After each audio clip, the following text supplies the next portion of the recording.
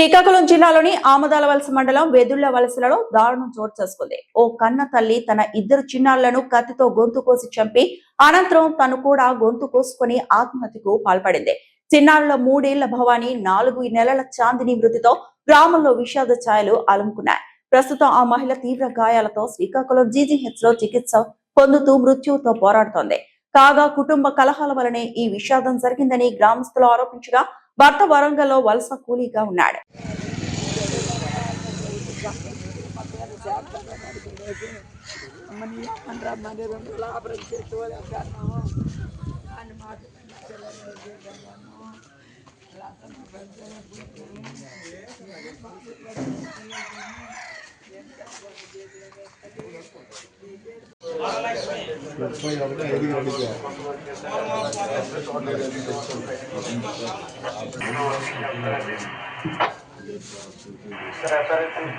Portion వరకు మనకి elect చేస్తే పోర్షన్ కూడా వెరీ క్లియర్ అయింది సార్.